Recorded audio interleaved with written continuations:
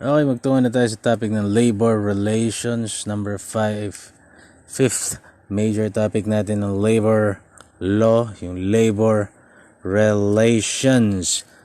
Okay, ano ba yung mga topic rito sa labor relations? Yung right to self-organization, legitimate labor organizations, bargaining representative, collective bargaining, peaceful concerted activities. Ayan, yun ang mga babasahin natin ngayon. So, unahin natin yung letter A, right to self-organization and non-interference. Right to self-organization. It is the right of workers and employees to form, join, or assist unions, organizations, or associations for purposes of collective bargaining and negotiation and for mutual aid and protection. It also refers to the right to engage in peaceful concerted activities or to participate in policy and decision-making processes affecting their rights and benefits. The following may join a labor organization. Number 1, all employees employed in commercial, industrial, and agricultural enterprises and in religious, charitable, medical, or educational institutions, whether operating for profit or not. Okay, kahit pala non-profit organization, pwede ano. Number 2, government employees in the civil service. Number 3, supervisory personnel. Number 4, security personnel. And number 5, aliens with valid working permit provided there are nationals of a country which grants the same or similar rights to Filipino workers as certified by the Department of Foreign Affairs o yung DFA. Pwede silang yung limang yon na nabanggit ay pwedeng sumali sa labor organization. Even sa government employees, in the civil service. Okay, restrictions as to managerial employees, supervisory employees, confidential employees, employee members of cooperatives, alien employees, and government employees. May restrictions sa kanila. Under the jurisprudence, the Supreme Court held that the law prohibits pinagbabawal ang management employees and confidential employees to form, join, or assist labor organizations. The rationale for this prohibition is their nature of work requires them to be privy to sensitive and confidential records. Hence, it is not far-fetched that in the course of the collective bargaining negotiations, they might jeopardize that interest which they are duty-bound to protect. Ganda na sinabi ng Korte Suprema. Under the jurisprudence, the Supreme Court held, or the Supreme Court defined a bargaining unit. Yan, ano nga ba yung bargaining unit na yan? As a group of employees of given employer comprised of all or less than all of the entire body of employees which the collective interests of all the employees consistent with equity to the employer indicated to be best suited to serve reciprocal rights and duties of the parties under the collective bargaining provisions of law. Yun ang definition ng ating Korte Suprema, no? Ulitin natin, bargaining unit is a group of employees of a given employer comprised of all or less than all of the entire body of employees which the collective interests of all the employees consistent with the equity to the employer indicated to be best suited to serve reciprocal rights and duties of the parties under the collective bargaining provisions of law. Okay, determination of appropriate bargaining unit o yung ABU. Okay. In determining the proper collective bargaining unit and what unit would be appropriate to be the collective bargaining agency, there are several factors that should be considered. Number 1, will of the employer o yung tinatawag na Globe Doctrine. Will of the employees under the Globe Doctrine.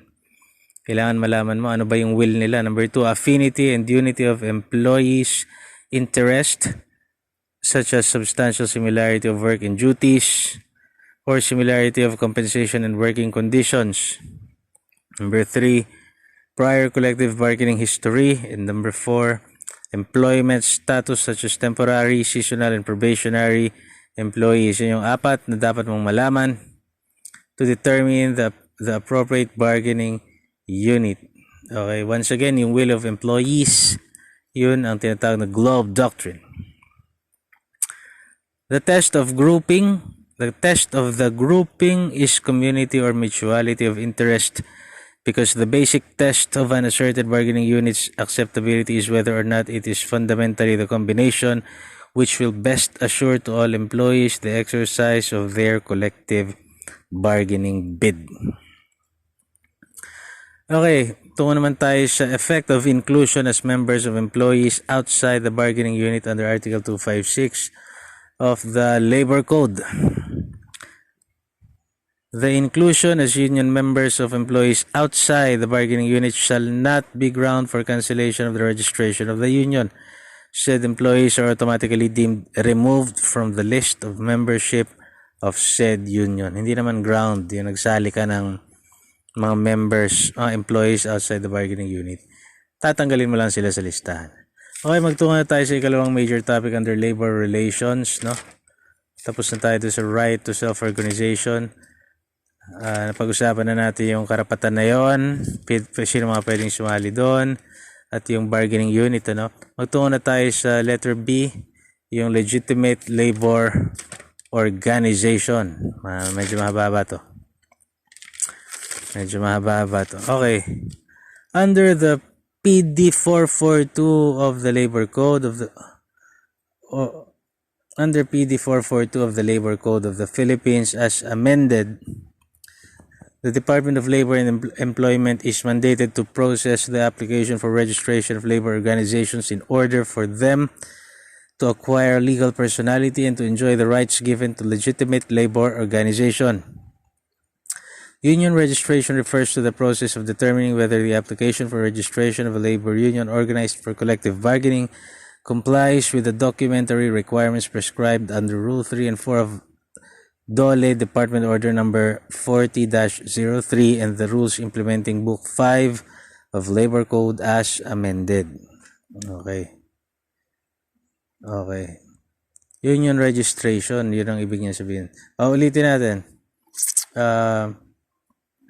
Yung DOLE ay mandated to process the application for registration of labor organizations. Mandato nila yon para magkaroon sila ng legal personality and to enjoy the rights given to legitimate labor organizations. Ang legitimate organization, syempre ito yung mga labor organizations na nakarehistro sa ating DOLE. Okay, ang union registration naman, ulitin natin, refers to the process of determining whether the application for registration of a labor union organized for collective bargaining sumusunod ba siya, complies with the documentary requirements prescribed under the labor laws na lang. Shortcut na natin yan. And the implementing rules. No? Ano naman ang cancellation of registration? Under the Labor Code, the certificate of registration of any legitimate labor organization, whether national or local, shall be cancelled by the Bureau if it has reason to believe after due hearing, kailangan lagi may due hearing, no?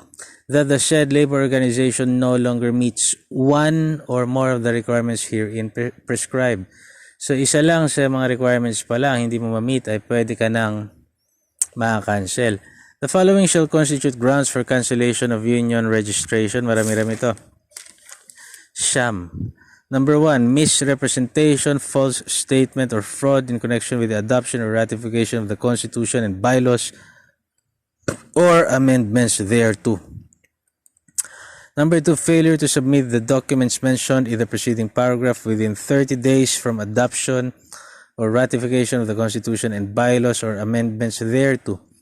Number 3, misrepresentation, false statements, or fraud in connection with the election of officers, minutes of the election of officers, lists of voters, and failure to submit these documents together with the list of newly appointed officers and their postal addresses within 30 days from election.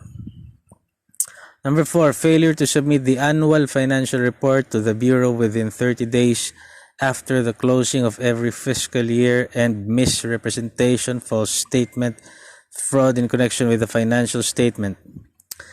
Number 5, acting as a labor contractor or engaging with KABO system which is prohibited by law. Number 6, entering into collective bargaining agreement which provides terms and conditions of employment below minimum standards established by law. Number 7, asking for or accepting attorney's fees or negotiation fees from employers. Number 8, checking off special assessments or any other fees without duly signed individual written authorizations. And number 9, failure to submit list of individual members once a year. Yung mga nabanggit na yon, failure na mga yon, isa lang doon shall be a ground for cancellation of registration. Ano naman yung effect of cancellation pag na-cancel yung kanyang labor registration, no? Yung kanyang legitimate labor organization, union registration, bali. Effect of cancellation. Under the jurisprudence, the Supreme Court held that the cancellation of registration is the equivalent of sniffing out the life of a labor organization. For without such registration, it loses, as a rule, its rights under the labor code. Okay, affiliation or disaffiliation from national union or federation. Discuss natin to. Under the jurisprudence, the Supreme Court held that a local union has the right to disaffiliate from its mother union or declare its autonomy. A local union, being a separate and voluntary association, is free to serve the interests of all its members, including the freedom to disaffiliate or declare its autonomy from the federation which it belongs when circumstances warrant, in accordance with the constitutional guarantee of freedom of association. So, pwede siyang kumalas sa mother union, no? Rights of legitimate labor organization. Ano yung mga karapatan niya? 6 ito. Number 1, to act as the representative of its members for the purpose of collective bargaining. Number 2, to be certified as the exclusive representative of all the employees in an appropriate bargaining unit for purposes of collective bargaining. Number 3, to be furnished by the employer upon written request with its annual audited financial statements within 30 calendar days from the date of request after the union has been duly recognized by the employer as sole bargaining agent. Number 4, to own property, real or personal, for the use and benefit of the labor organization and its members. Number 5, to sue and be sued in its registered name. And number 6, to undertake all other activities designed to benefit the organization and its members, including cooperative housing, welfare, and other projects not contrary to law. Yan yung karapatan ng isang lehitimong labor organization. Ano naman ang mga rights and conditions of membership? Mahaba ito. Letter A to letter P. Letter A, no arbitrary or excessive fees and fines. Letter B, members shall be entitled to full and detailed reports of financial transactions. Letter C, members shall directly elect their officers, including those of the national union or federation to which they or their union is affiliated, by secret ballot at intervals of 5 years. Letter D, secret ballot on determination of policy. Okay, secret ballot din yan, ano? Letter E, no labor organization shall admit members from the subversive organizations. Nako, marami akong intel na natanggap dyan na ginagamit nga yung mga labor organizations ng mga subversive, ano? Letter F, no person who has been convicted of a crime involving moral turpitude shall be eligible for election as a union officer or for appointment to any position in the union. Letter G, no officer, agent, or member shall collect fees unless he is duly authorized pursuant to its constitution and bylaws. Letter H, every payments of fees, dues, or other contributions shall be evidenced by receipt. Letter I, funds shall only be applied for purposes expressly provided by its constitution and bylaws. Letter J, every income or revenue of the organization shall be evidenced by a recorded showing its source, and every expenditure shall be evidenced by a receipt. Letter K, officers of the organization shall not be paid. Hindi sila babayaran ng any compensation other than salaries and expenses due to their positions specifically provided by its constitution and bylaws. Letter I, JKL na pala to. Letter L, treasurer shall be responsible for the account of such organization or for the collection, management, disbursement, custody, or control of funds, money, and other properties of the organization. Letter M, books of accounts and other records shall be open to all members. Letter N, no special assessment or extraordinary fees shall be levied upon unless authorized by written resolution of a majority of all the members in a general membership duly called for the purpose. Kailangan may approval talaga yung majority ng lahat ng members, no? Letter O, other than for mandatory fees under the Labor Code, no special assessments, attorney's fees, and any other fees may be checked off without an individual written authorization duly signed by the employee. And letter P, it shall be the duty of any labor organization and its officers to inform the members on the provisions of its constitution and bylaws, collective bargaining agreement, labor system, and all the rights and obligations under existing labor laws. Yan ang rights and conditions of membership sa isang legitimate labor organization. Okay, ano naman ang Union Security Clause? Ano ito? Lagi naririnig ito sa labor law. Union Security Clause. In case there is a valid Union Security Clause on the collective bargaining agreement, such as closed shop or union shop agreement between the management and the union, the employee concerned is duty bound to keep his union membership for the duration of the collective bargaining agreement as a condition for his continued employment. The only exception to this is when the employee objects on the ground of religious belief. Lagi naman kasing nabibigyan ng respeto yan, yung religious belief. Under the jurisprudence nga, the Supreme Court held that when certain employees are obliged to join a particular union as a requisite for continued employment, as in the case of Union Security Clause, this condition is a valid restriction of the freedom or right not to join any labor organization because it is in favor of unionism. Yan ang sabi ng ating jurisprudence. Okay, letter C na topic natin under labor relations, no? Yung bargaining representative. Sabi natin yung legitimate labor organization na nare-register sa pamamagitan ng union registration sa DOLE. Oh, siya yung bargaining representative, di ba? Collective bargaining representative ng lahat ng employees. So under the Labor Code, the modes to acquire sole and exclusive bargaining agent o yung SEBA, sole and exclusive bargaining agent sole and exclusive bargaining agent status are, ilan ba ito? 1, 2, dalawa. Number 1, request for SEBA certification. Any legitimate labor organization may file a request in the DOLE regional office which issued the certificate of registration or certificate of creation of chartered local, as the case may be, under Book 5, Rule 7, Section 2 of the Internal Rules and Regulations of the Labor Code. The request should indicate, letter A, the name and address of the requesting legitimate labor organization. Letter B, name and address of the company rules of the company where it operates. Letter C, the bargaining unit sought to be represented. Letter A, the approximate number of employees in the bargaining unit. And letter F, the statement of the existence or non-existence of other labor organizations or collective bargaining agreement. And number 2, so una nag-request ka for SEBA certification. Yung isang mode naman is through certification election.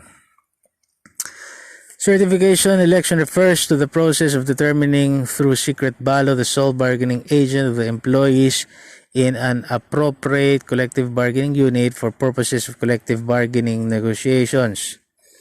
Certification election must be supported by the written consent of at least 25% of all the employees in the bargaining unit. At least 25% dapat pumayag. Under the jurisprudence, the determination of the winning union is also essential. Okay. Under the double majority rule, for there to be a valid certification election, dapat number 1, majority of the bargaining unit must have voted. Yun yung first majority. At ang ikalawa, and the winning union must have garnered majority of the valid votes cast. Yan ang second majority. Yun yung sinasabing double majority rule. Okay, para ma-determine yung para ma-determine yung appropriate bargaining unit. Double majority rule. Una, majority of the bargaining unit must have voted. And ikalawa, the winning union must have garnered majority of the votes, of the valid votes cast. At may isa pa, yung consent election, yung tinatawag na certification election. This refers to the process voluntarily and mutually agreed upon by the contending unions of determining through secret ballot the sole exclusive bargaining agent of the employees in an appropriate collective bargaining unit or negotiation. So ito yung mga pag marami masyadong union, no, na gusto nila sila yung maging sole and exclusive bargaining agent. Yung consent election na yan is under the rules implementing the labor code. Okay, so dalawa yung request for service certification and certification election. Nakapaloob doon yung consent election, nakakasabi lamang natin. Okay, under Article 232, ito yung mga prohibition on certification election. Prohibition on certification election under Article 232 of the Labor Code. Okay, ito yan. Ito yung tatlong bars o pagbabawal. Tatlong bars to certification election. Number 1, the contract bar rule. Number 2, month post-certification election bar. Number 3, the deadlock bar. Discuss natin isa-isa. Okay, yung contract bar rule. So under the contract bar rule, the Bureau shall not entertain any petition for certification election or any other action which may disturb the administration of duly registered existing collective bargaining agreements affecting the parties. Basically, a contract prohibiting the holding of a certification election. Yan yung contract bar rule. May kontrata na pinagbabawal ang certification election. It refers to the existence of a collective bargaining agreement. Once a contract is executed, the National Labor Relations Board generally does not permit a certification election in the unit covered by the contract until the contract expires. Dili naman kaya, ikalawa, may month post-certification election bar. Ano naman ito? Month post-certification election bar. No certification election may be filed within 1 year from the date of a valid certification, consent, or runoff election, or from the date of voluntary recognition, or when the union has commenced negotiations with the employer in accordance with Article 250 of the Labor Code within the 1-year period. So any petition for certification election can only be entertained within 60 days prior to the expiry date of such agreement, known as the freedom period. Yun yung sinasabing freedom period. Yung any petition for certification election can only be entertained within 60 days bago yung expiry date nung existing na agreement. Yun yung freedom period. Bago yung kanyang expiration.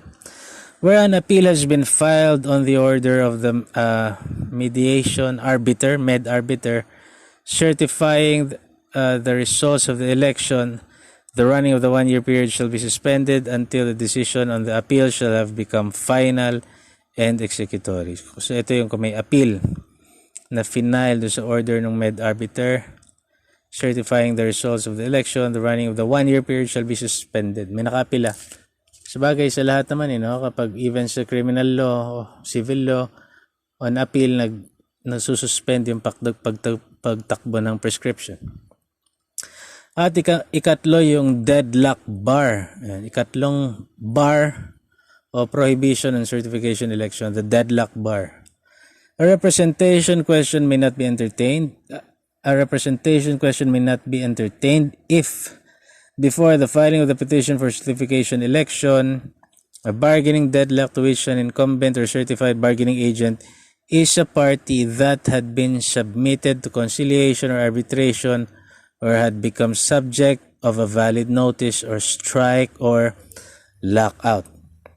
Ano ba yung strike? Strike is just temporary stoppage of work by the concerted action of the employees as a result of an industrial or labor dispute. Pag strike, kagagawa ng employees. Pag lockout, temporary refusal of an employer to furnish work as a result of an industrial or labor dispute. Ano nilang papasukin ang employees.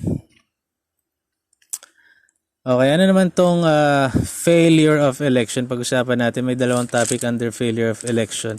Yung run of election saka yung rerun election. So tapos na tayo sa mga bar, no? Prohibition and certification election. Dito na tayo sa failure of election. Run of election. Ano ito?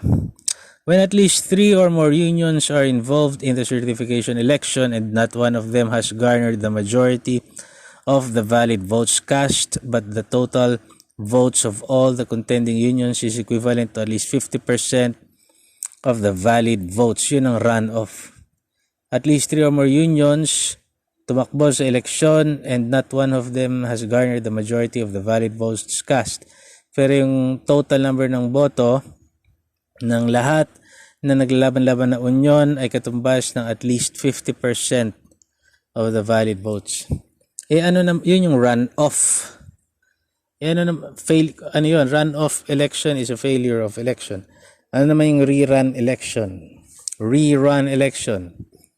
Rerun election is called for when there is a tie.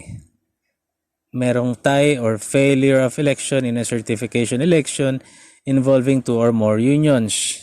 The run election is conducted to break a tie in a valid certification election or when there is a need to cure a failure of election. Ayan. Ano naman yung tinatawag nating bystander rule? Parang mahalaga to ha. Hindi ko alam to pero it sounds important. Bystander rule. So under the jurisprudence, the Supreme Court held that a certification election is the sole concern of the workers except when the employer itself has to file the petition pursuant to the labor code.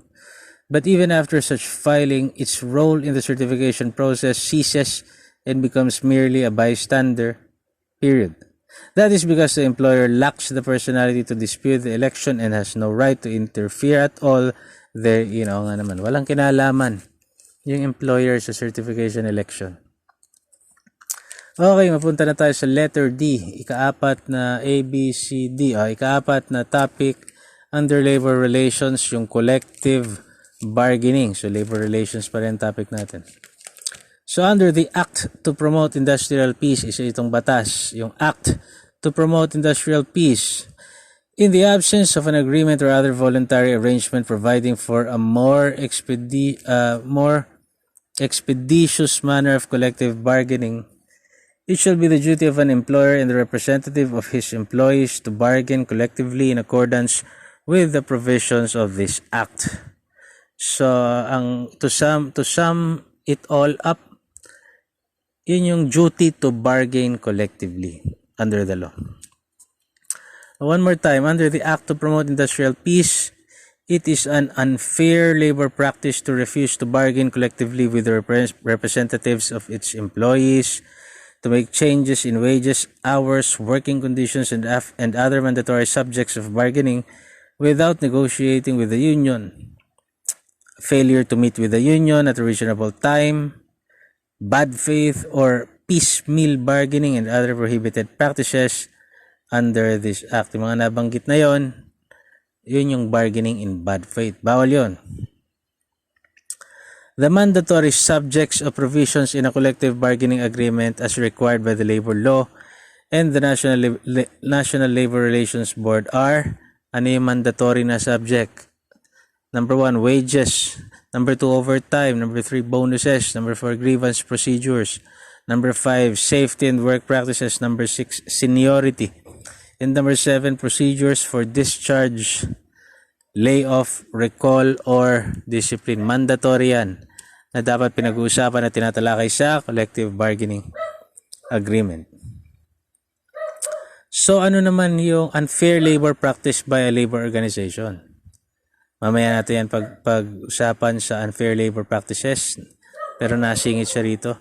Tuloy muna natin tong collective bargaining. Mamaya na yan. Okay, collective bargaining pa rin. Requirements for collective bargaining agreement registration. Ito. Tatlo yan. Yung requirements, tatlo ba? Apat. Apat pala. So the following are the requirements for collective bargaining agreement registration. Yung original and 2 duplicate copies which must be certified under oath by the representative of the employer and the labor union concerned. Number 1, yung CBA. So dapat daw mayroong original, 2 duplicate copies which must be certified under oath by representative of the employer and the labor union concerned, yung collective bargaining agreement mismo, number 1. Number 2, a statement that the collective bargaining agreement was posted in at least 2 conspicuous places in the establishment concerned for at least 5 days before its ratification. And number 3, a statement that the CBA was ratified by the majority of the employees in the bargaining unit of the employer concerned. At ang ika-4 ay yung certificate of registration of the CBA shall be issued by the Dole Regional Office only upon payment of the prescribed registration fee. Nagawa mo na yung tatlo, nagbayad ka na ng registration fee, maglalabas na ng certificate of registration of the CBA ang Dole Regional Office. Dole Regional Office ang maglalabas yan. So, gano'n naman kahaba ang buhay ng isang collective bargaining agreement? What is the lifetime of the CBA? With respect to representation aspect, the CBA lasts for 5 years. However, not later than 3 years after the execution of the CBA, the economic provisions shall be renegotiated. So, sa pagre-represent, 5 years, may nanalong legitimate labor organization, siya nanalo, 5 years niyang i-represent yung mga employees. However, not later, hindi lalagpas ng 3 taon, yung economic provisions shall be renegotiated. Once again, ano yung freedom period? Nabanggit natin to kanina dun sa mga prohibition or certification election. Freedom period refers to the last 60 days immediately preceding the expiration of the 5-year CBA o yung 5-year collective bargaining agreement. A petition for certification election may be filed during the freedom period. 60 days, within the last 60 days bago mag-expire yung 5-year CBA kasi nga 5 years ang buhay ng CBA. Okay. Magtungo na tayo sa letter E na topic, letter E na major topic natin under labor relations, yung unfair labor practices. Unfair labor practices. So ano yung ibig sabihin ng unfair labor practice under the labor law? Unfair labor practice refers to actions or acts committed by an employer or a labor organization that compromises the constitutional rights of workers to self-organization. So ano yung unfair labor practices of employers and labor organizations prohibited under the National Labor Relations Act? Ito yung mga prohibited nila sa pareho sa parehong pinagbabawalan ang labor organization at ang employers. Number 1, interference, restraint, or coercion. Number 2, employer domination or support of a labor organization. Number 3, discrimination on the basis of labor activity. Number 4, discrimination in retaliation for going to the NLRB. And number 5, refusal to bargain. So both sides pinagbabawalan dyan. Ngayon, on either side naman, ano yung mga unfair labor practices na committed by the employer, ng mga amo, ng mga boss? Number 1, requiring as a condition of employment that the person shall not join or shall withdraw from a labor organization. Number 2, contracting out services or functions being performed by union members when such will restrain or coerce employees in the exercise of their right to self-organization. Number 3, discrimination as regards to organization, as regards to wages, hours of work, and other terms of and conditions of employment. And number 4, dismissal, discharge, prejudice, or discrimination against an employee for having given or being about to give testimony under the labor code. So yan yung mga unfair labor practices committed by employers. Ano naman yung mga unfair labor practices by labor organizations? Number 1, restraint or coercion of employees in the exercise of their right to self-organization. And number 2, causing or attempting to cause an employer to discriminate against an employee, including discrimination against the employee with respect to denying or terminating his membership in the labor union. Ito yung mga kasali sa union na nagpapatuta sa mga employer, tapos may pinag-iinitan, dinidiscriminate ng mga ibang employees na member ng union na yan. Okay. Letter F na major topic natin under labor relations. Letter F. Under labor relations pa rin. Okay. Ito na yung mga peaceful concerted activities. Peaceful concerted activities. Okay.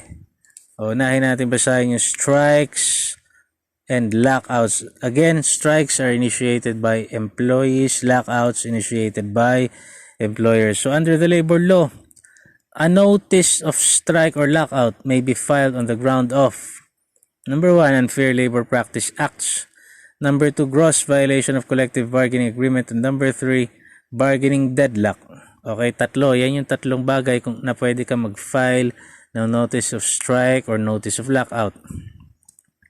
Under the jurisprudence, itong bargaining deadlock is defined as the situation between the labor and the management of the company where there is failure in the collective bargaining negotiations resulting in a stalemate.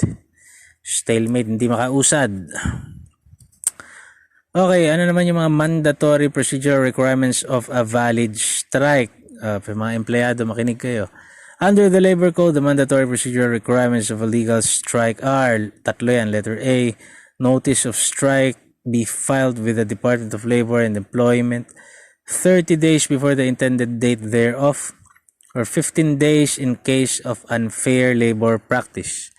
Letter B, a strike vote be approved by a majority of the total union membership in the bargaining unit concerned, obtained by secret ballot in a meeting called for that purpose. And letter C, notice be given to the Department of Labor and Employment of the results of the voting at least 7 days before the intended strike. Yung tatlong mandatory procedural requirements of a valid strike.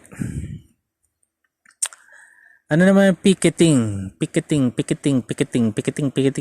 Under the guidelines governing labor relations, picketing is the right of workers during strikes consisting of the marching to and from before the premises of an establishment involved in a labor dispute, generally accompanied by the carrying and display of signs, placards, or banners with statements relating to the dispute.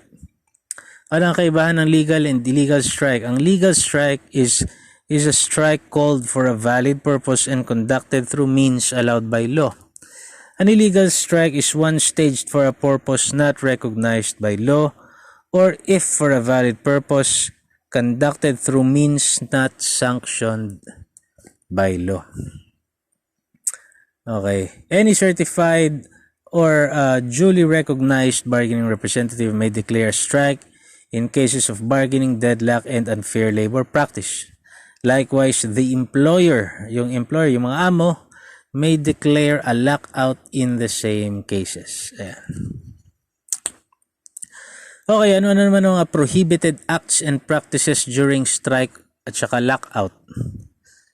Parehas lang naman yung mga prohibited practices sa kanila. Pareho ang requirements to file a notice of strike and lockout. Pareho rin naman ang prohibited acts. Number 1, declaring a strike or lockout on grounds involving inter-union and intra-union disputes or on issues brought to voluntary or compulsory arbitration.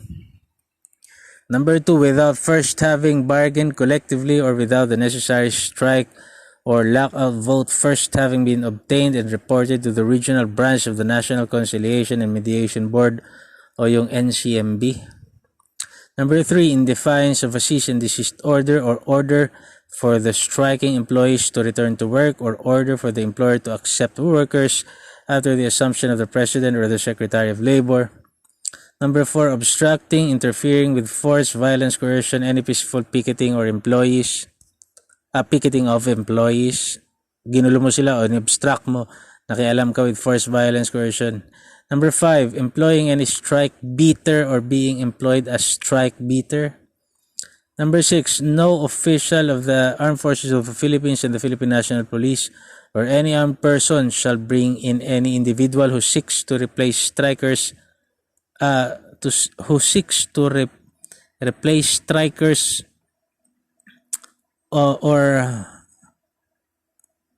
who seeks to replace strikers or work in the place of strikers. Ayun. Okay, hindi sila pwedeng sumali. Sila yung papalit sa mga strikers. Bawal yan. Number 7, nothing herein shall prevent the peace officials in taking any measure necessary to maintain peace and order. Number 8, no to permanently block or close points of entry or exit in company premises. Bawal yan. Number 9, any act of violence, coercion, or intimidation by any picketer. Number 10, the obstruction of the free ingress egress from the employer's premises for lawful purposes. And number 11, obstruction of public thoroughfares while engaged in picketing. Naka-istorbo kayo sa kalsada, sa traffic, bawal yan. Okay, pag-usapan na natin na yung pagkakataong andyan na, nag-assume na ng jurisdiction yung Secretary of Labor and Employment. Usually ito, sa pagkakaalam ko, yung mga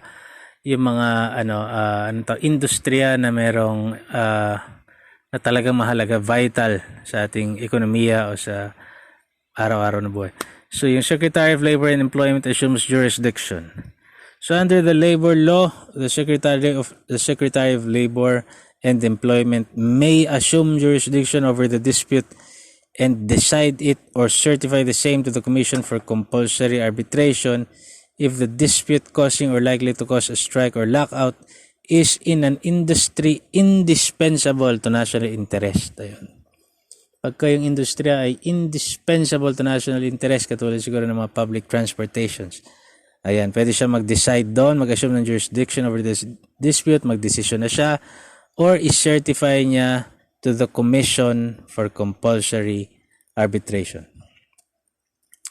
Ano naman yung mga injunctions? So under the Act to Promote Industrial Peace and Other Purposes, yung RA 875 yan, no court, commission, or board of the Philippines shall have jurisdiction except as provided in Section 10 of this Act, which is yung industries indispensable to national interest. Doon lang pwede yung court.